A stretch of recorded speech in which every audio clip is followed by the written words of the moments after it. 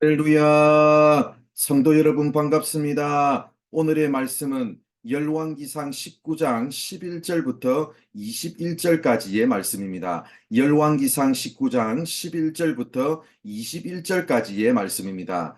여호와께서 이르시되 너는 나가서 여호와 앞에서 산에 서라 하시더니 여호와께서 지나가시는데 여호와 앞에 크고 강한 바람이 산을 가르고 바위를 부수나 바람 가운데 여호와께서 계시지 아니하며 바람 후에 지진이 있으나 지진 가운데에도 여호와께서 계시지 아니하며 또 지진 후에 불이 있으나 불 가운데에도 여호와께서 계시지 아니하더니 불 후에 세미한 소리가 있는지라. 엘리야가 듣고 겉옷으로 얼굴을 가리고 나가 굴 위에 섬에 소리가 그에게 임하여 이르시되 엘리야야 내가 어찌하여 여기 있느냐. 그가 대답하되 내가 만군의 여호와 하나님 여호와께 열심히 유별하오니 이는 이스라엘 자손이 주의 언약을 버리고 주의 제단을 헐며 칼로 주의 선지자들을 죽였음이오며 오직 나만 남았거늘 그들이 내 생명을 찾아 빼앗으려 하나이다. 여호와께서 그에게 이르시되 너는 내 길을 돌이켜 광야를 통하여 다메섹에 가서 이르거든 하사엘에게 기름을 부어 아람의 왕이 되게 하고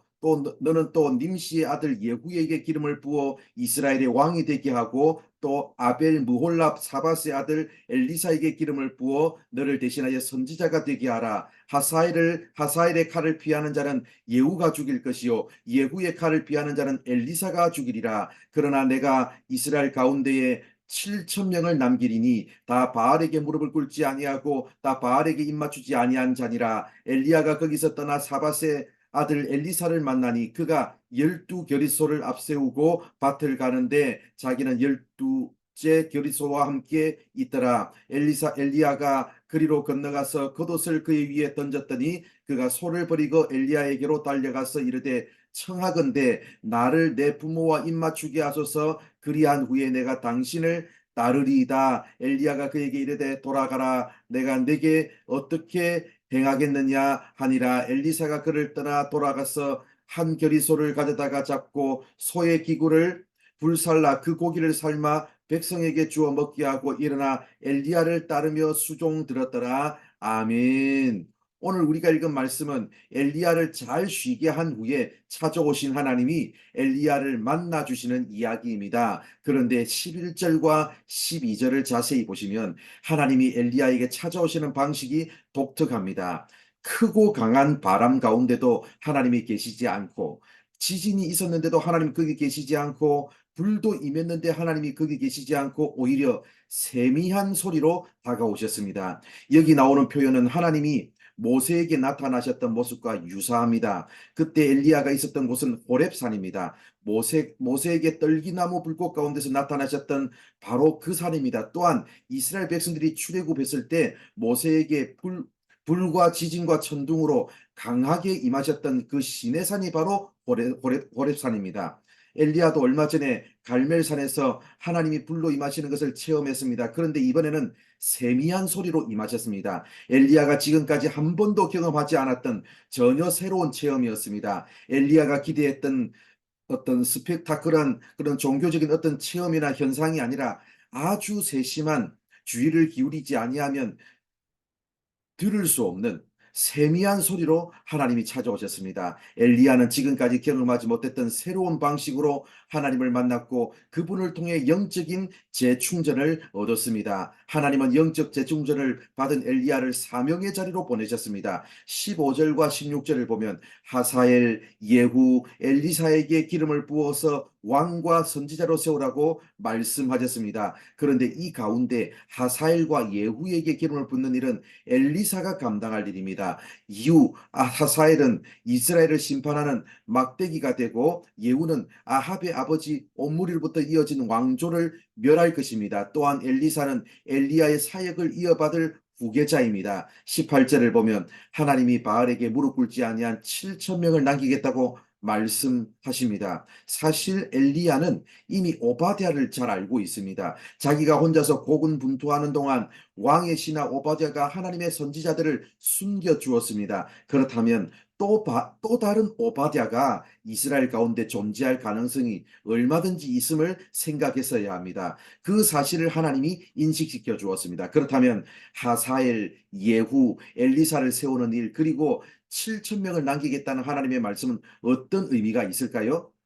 엘리야는 지금까지 바알 선지자들과 혼자서 싸우고 있다고 생각했습니다. 그러다가 탈진이 오고 말았습니다. 그런데 이제 하나님은 새로운 차원의 일을 맡기셨습니다.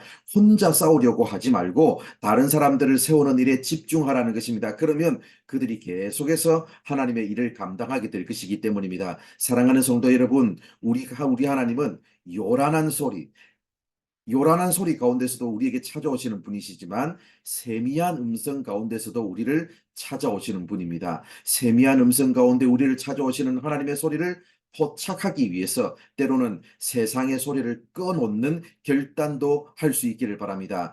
그리하여 오늘 하나님께서 우리에게 말씀하시는 하늘의 음성, 하늘의 메시지를 수신하는 여러분들 되시기 바랍니다. 세미한 음성 가운데 찾아오시는 하나님의 음성을 들으셨다면 밤 깊도록 동산 안에 머물면서 나 혼자서만 주님을 독점하려고 하지 마시고 하나님이 보내신 사명의 자리로 나아가시길 바랍니다. 하나님의 일은 나 홀로 영웅이 되어서 감당하는 일이 아닙니다. 혼자의 힘으로 고군분투하다가 탈진하는 상태까지 가지 않도록 사람을 세워서 사람과 동역하는 법을 배우시기를 바랍니다. 그리하여 우리 성덕교회를 하나님께 부름받은 성도들과의 동역의 기쁨이 넘치는 아름다운 공동체로 만들어가는 우리 모두가 되기를 바랍니다. 기도하겠습니다. 하나님 감사합니다. 오늘도 이렇게 우리를 사랑해 주셔서 부족한 우리들에게 말씀해 주셔서 감사합니다. 아버지, 세미한 음성 가운데 말씀하시는 하나님의 소리를 듣기 위해서 세상의 소리를 때로는 꺼놓고 하나님의 소리에 집중할 수 있는 우리 모든 성도들 되게 하여 주시옵소서. 아버지, 세미한 가운데 찾아오시는 하나님의 음성을 들었다면, 하나님의 말씀을 들었다면, 하나님과의 만남이 이루어졌다면 이제 하나님께서 보내신 삶의 자리로 나아가서 맡은 사명 감당하는 우리 모든 성도들 되게 하여 주옵소서. 무엇보다도 나 홀로 고군분투하면서 영웅이 되는 아버지, 그런 식의 하나님의 일을 하는 것이 아니라 아버지 하나님, 함께 부름받고 세상으로 보냄받은 우리 성도들과 함께 동역하며 동역의 기쁨을 함께 누리는 그런 교회 만들어가는 우리 모든 성도들 되게 하여 주시옵소서. 오늘 하루의 삶도 하나님께서 이끄시고 인도하여 주실 줄 믿습니다. 살아계신 예수님의 이름으로 기도드립니다.